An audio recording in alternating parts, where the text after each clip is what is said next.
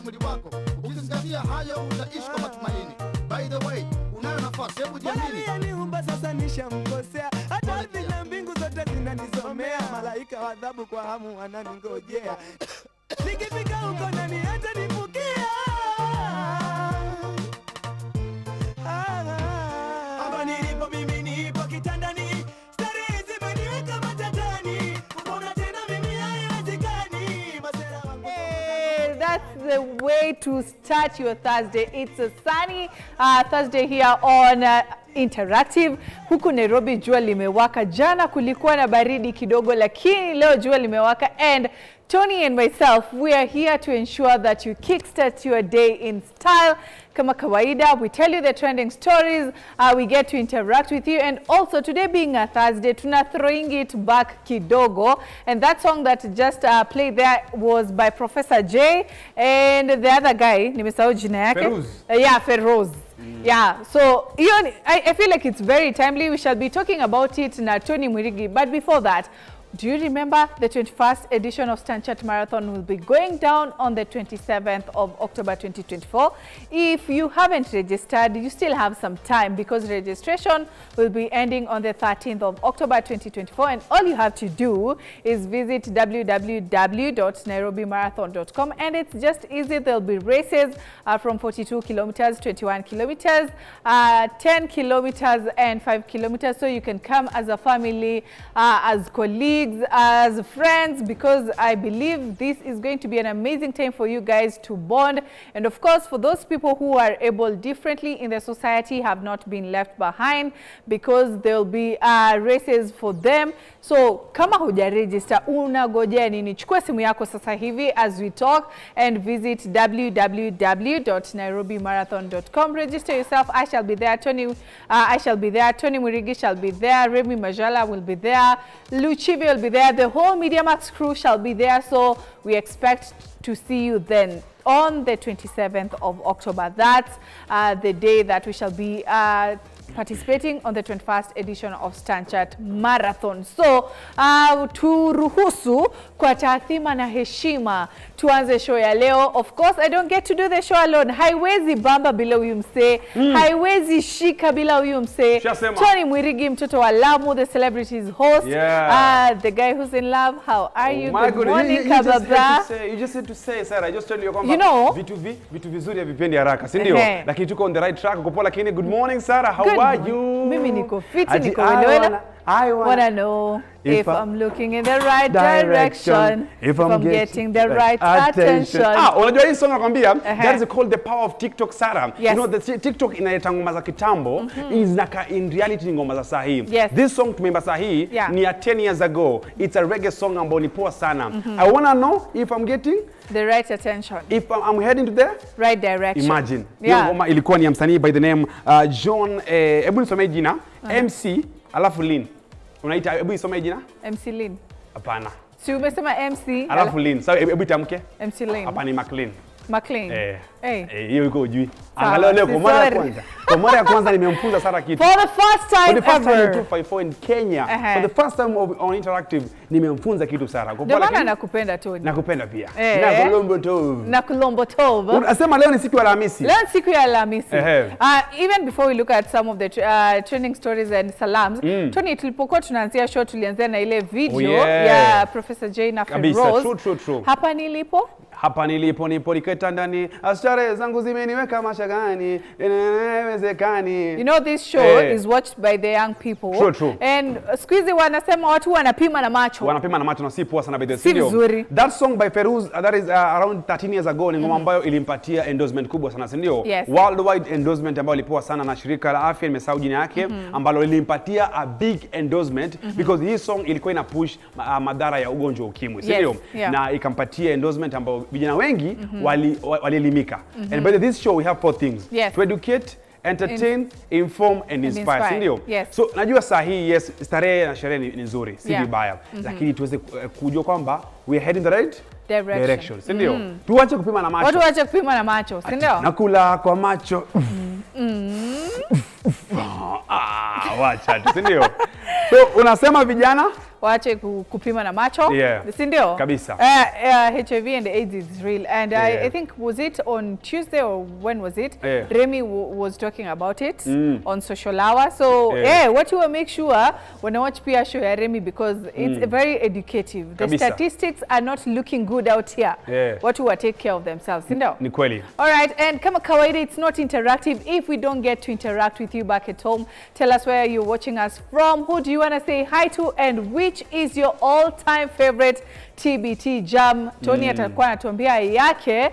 Wewe kuwa unatuambia yako pale kwenye WhatsApp line. Our WhatsApp line is scrolling at the bottom of your screen, and also tuko live, tuko vula kwenye social media platforms at K24 TV, at Sarah Ibrahim 254, at Tony_Mwirigi. Sindio? Ushasema. Tony, kabla tuanze kusoma zao, which is your all-time favorite TBT jam? Ile moja yenye unapenda. Mimi. Kabisa, unajua one thing, kuna ngoma nyingi sana. East Africa, Kenya, Uganda, Tanzania, ukienda nje Africa. Kuna ngoma fulani ya Wizkid inasema inaitwa Ojue Leba. Me Ojue Leba, they know my story. That song inaelezeanga the journey ambayo Wizkid ametoka. You know, every time, even if ufanikiwe Nairobi, usahau kwenye umetoka, si ndio? Watu wa kwako ni watu ambao wanajua when you were starting, when ulikuwa, venye umehustle. So ngoma ya Ojue Leba ni ngoma ambayo naipenda sana. Such an inspiring song, si ndio? Lakini pia kuna ngoma fulani ambayo naipenda sana nikisikiza pia ya Vanessa MD. That one indonga Cash something. Cash Madam. Naipenda sana that song. Beat yake, the way ilitengezwa, producer alifanya kazi poa sana na kila kitu, si ndio? Coming to Kenya, of course, napenda ngoma zote za Nameless ambazo alizifanya from way back, si ndio? Na pia unajua by every day kutembea na Sarah amenifunza ngoma za kitambo nyingi sana. Lakini pia Are you trying to say I'm old school? No. You love old school. Yeah, I do. Yeah. Allow me to pose the same question. Which is that your all-time TBT song? Lately, I've been listening to Malo, Bembeleza, Busula Pinky, Rita. For me, Rita takes it all. Rita. Sauti nasikika. Rita. Kabisa. That is my all-time favorite. Malo ndio alimba pi. Yes. Pi. Move out the way. Nimechoka ngojea. Kupoteza time na siku nyingi kwenda home. I'm missing my baby. Yes. Hello baby. Natamani uje nyumbani. Nimekwama hapa njiani. Kuna jam baby. I love you mama. See? Hello. Yani, there's just something about old school songs. Unanikatia simu unanionea. Ungekwepo ungejionea. Unafanya hivyo unakosea mama. Nakuomba mbele. Tony, unajua nini, wewe si musician. Please stick to your day job. Unafanya in the studio nifanya 1 2 Serio? But Sarah, guess what? In this first story of the day, it will shock you. Why? Statistics says that by 2030, 45% of women will be single and childless.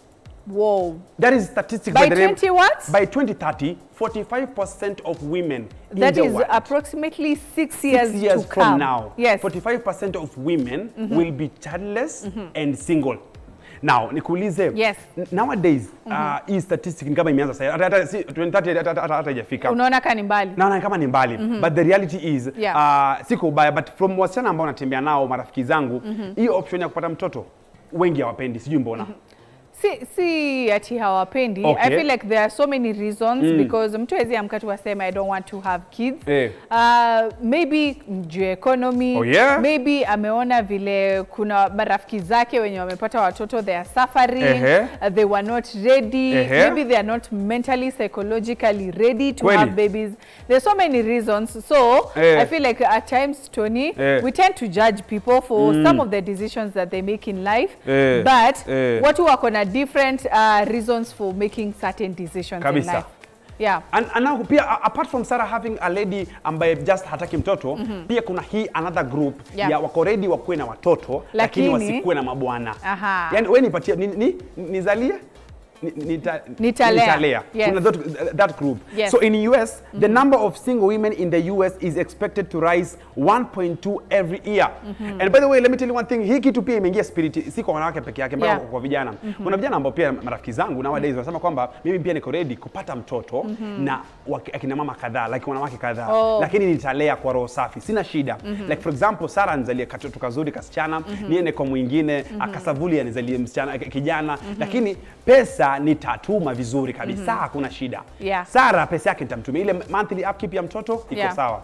So I think the world is changing sana. And these statistics, 45% of ladies will be single and childless by 2030, iko correct. Iko correct. Kabisa. And you see, I feel like the institution of marriage, it has changed. It's not what it used to be, because true. Right now people are getting into marriage for different reasons. Kuna ule mtu mwenye ako there for the hype, that big wedding that people will talk about, but they don't look at the long-term things that they are going to get into. Because kuna ule mtu mwenye Tony, we might be good vibes and inshallah. Right now, mi na wewe, by the way, relationship yetu iko perfect, but are we good as partners? Tunaweza kuwa fiti kama beshte, fiti kaa zile, wewe unaishi kwako, mimi naishi kwangu, but the moment we start living together, can we like put up with each other? Those are some of the things that people don't look at. And also I feel like I'm going to talk for the women. I don't know about the men, but I feel like the men nowadays do not behave like the men, our grandfathers, our fathers.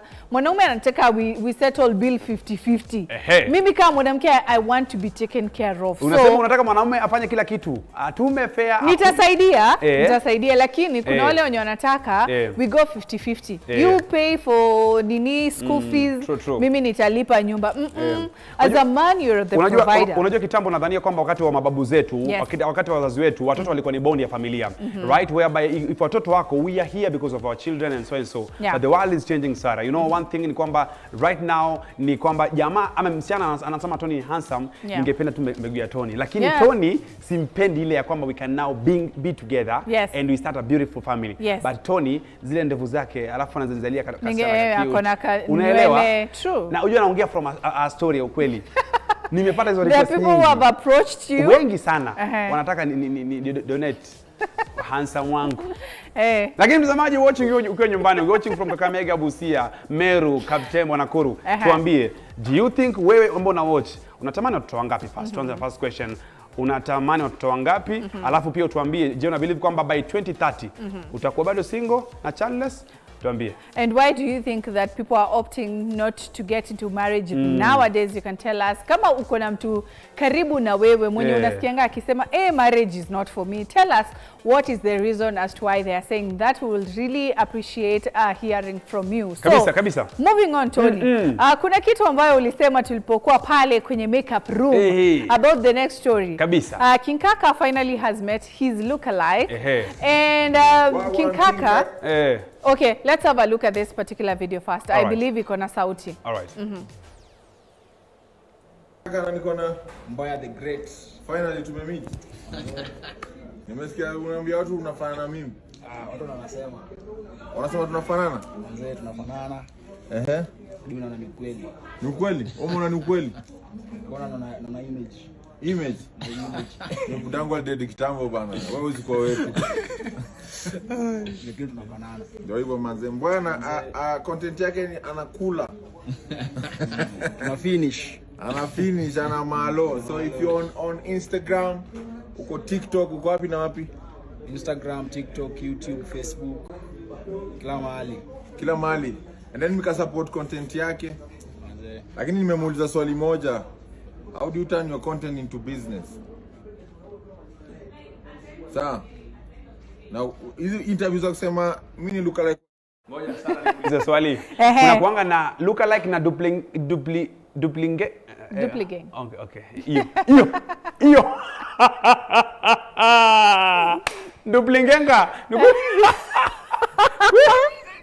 Wow, story. Ngoja tu niambie kuna tofauti kati ya lookalike. Unasikia mwingine vile amesema huko nyuma. Amesema aje? Amesema they don't look together. Ni katika shida ya matamshi, ni kawaida sana katika shida ya matamshi, lakini hebu niambie kuna tofauti kati ya lookalike na No, I don't think there's a difference.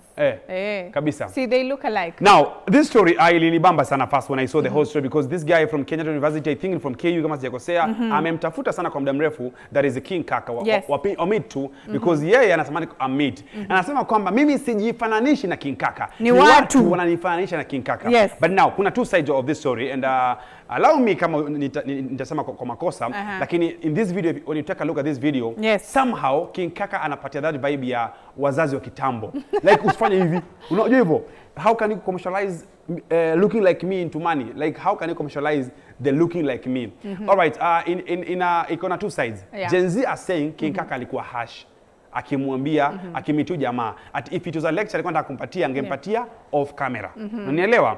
But mimi ambaye ni mtu wa kitambo naelewa finally. Mimi finally you're accepting. Mimi namkubali King Kaka whatever amefanya because I believe wazazi wetu walikuwa kuna that harsh way but a beautiful way. Nitakuchapa usifanye hivi, naelewa. And I think it's coming from a place of love if you ask me because if someone wants the best for you, they're going to tell you the truth because ule mtu mwenye hakutaki mazuri atakupaka mafuta, they will be like, hey, yeah, you look like me, blah blah blah.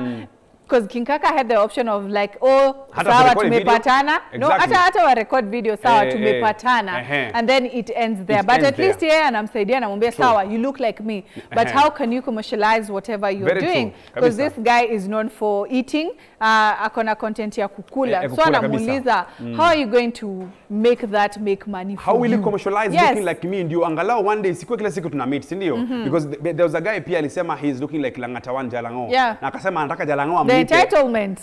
Anataka Jalango amlipe because anafanana na Jalango. Yeah, amsaidie. I will keep telling you guys. Mimi nafanana na Larry Madonna, si complain, sijawahi msumbua at all. You see? Nafanana na Larry. Yeah. Si Larry. Yako ni Rari. Rari Madonna. Aya, Sarah. But I love the fact ya kwamba sasa ni Kenya ni kwamba that issue ya kufanana sijui nafanana nani imeenda ikipungua. It was a wave. But you see that's the thing in Kenya, Tony, and I told you here on the show that people should make good use of the hype that they get because it's not going to be there for long. Something else is going to come, and as Kenyans tumesahau right now everyone is talking about the beef between Huda Monroe and Peter Salasya. Wamesahau story kidogo tutasahau Savage Rao. Kabisa. Did? So mambo inabalika sana by the ndio. And one thing I want to say ni kwamba when you are in the business ya art, make sure you just know, just apart from sifa. Sifa ni nyingi lakini how will you commercialize that praise into money? And I feel like when you have real talent because sawa you look like so and so, like the Jason Derulo of Kenya, I feel like at least for him he has an upper hand compared to everyone else who's claiming to be a lookalike of someone else. Uyumse kesho atakuja like, okay, I look like Jason Derulo but I sing, I am a musician. You are going to listen to him because he's a musician. Kweli. And talking of music, Tony, the OG Papa Jones himself, amesema nini? The OG must and shall always be respected. The OG shall be respected. Sindio? Amesema kwamba OG ndio msanii wa kipekee nchini Kenya ambaye ako na mansion. Amesema kwamba sahi siwezi argue na mtu kama hauna mansion.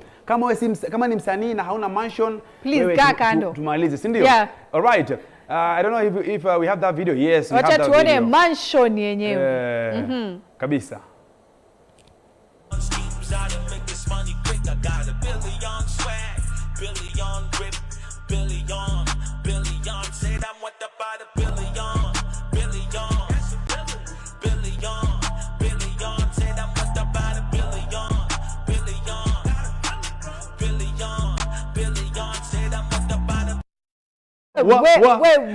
Lakini unajua OG anaishi maisha ya wasanii wa majuu. Anaishi maisha ya kina Kanye West. Anaishi maisha ya kina 50. Oh, cent. 50. Yes. No. Tony, what's your obsession with P? P Diddy. You know, namhurumia sana. So namhurumia sana. All right, sasa wacha nikwambie one thing. OG anaishi Tony, are you sure? Please take back your words. Take back your words. Okay, I take back my words. Yes, please. Yes, I take back my words. Simhurumi. Naangalia stories zake za online lakini simhurumi. All right, Sarah. OG I think ni msanii ambaye anafaa pewe heshima zake nchini Kenya by the way. Have you seen whatever he has done in his mansion? Yes, I mean it's crazy. Na hakuna msanii wa Kenya ambaye anamfikia that standard. And you know what? What inspires me most about OG coming from Kayole 1960. Yeah.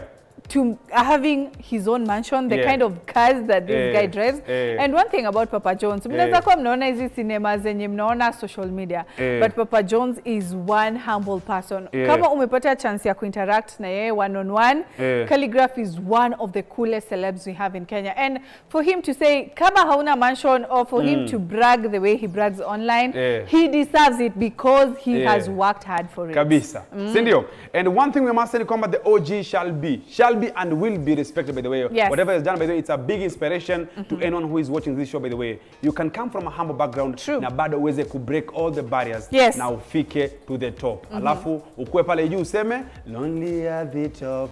Lonely. Money on my mind, money.